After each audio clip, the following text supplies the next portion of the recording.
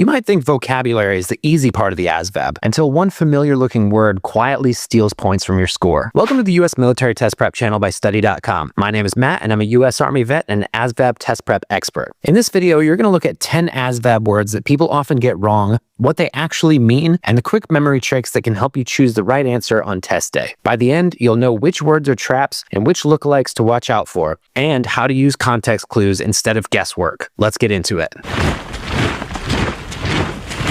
The ASVAB word knowledge subtest checks whether or not you can understand word meanings, spot synonyms, and use context clues accurately. In other words, this part of the exam is not just asking whether you've seen a word before, it's asking whether you know the best meaning in context. A lot of test takers miss questions because they lean on everyday usage instead of precise dictionary meaning. Other times, the trap is a word that sounds like another word, looks like another word, or has a meaning that shifted in casual conversation. That's why this topic matters so much. If you train yourself to slow down, notice the tone of the sentence, and compare close meanings carefully, you can pick up on easy points without memorizing huge word lists. These words matter because ASVAB vocabulary questions are often won or lost on nuance. Two answer choices may look almost right, but only one fits the word exactly. That's especially true with words like disinterested, which many people use to mean bored, even though its precise meaning is impartial. Or nonplussed, which sounds calm but actually means bewildered.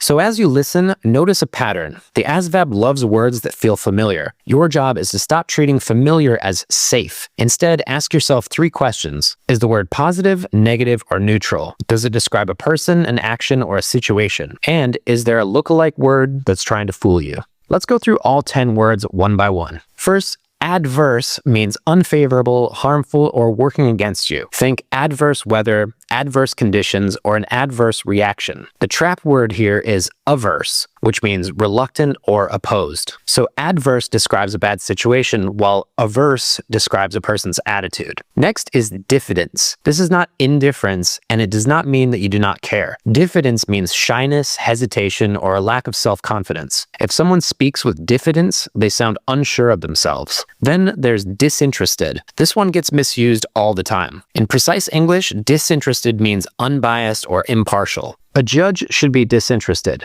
A referee should be disinterested. If you mean bored, the better word is uninterested. Now let's look at enormity. Many people use it to mean something huge, but the real meaning is something morally terrible or shockingly wicked. The enormity of a crime is not its size, it's the seriousness of how awful it is. Extricate is another strong ASVAB word. To extricate means to free, release, or remove from a difficult situation. You can extricate your foot from the mud or extricate yourself from a bad plan. If the word makes you think of being tangled up, you're on the right track. Here's one pair you absolutely need to separate: imply and infer. A speaker implies, a listener infers. So if your friend says something like, "Looks like you brought your homework," your friend may be implying everyone else forgot. You infer the hidden meaning from the clue. Next up is judicious. This word is not just about courts or judges. Judicious means wise, sensible, and showing good judgment. A judicious choice is a smart choice. A judicious use of your time means that you use your time carefully and well. Nonplussed is another classic trap. A lot of people think it means unbothered or not impressed, but on the ASVAB, a safer meaning is bewildered or confused because of surprise. If someone is nonplussed, they are not calmly shrugging. They're thinking, wait, what just happened? Pretext is a false reason used to hide a real reason. If someone says that they're leaving early because they feel tired, the real reason is they want to avoid a meeting.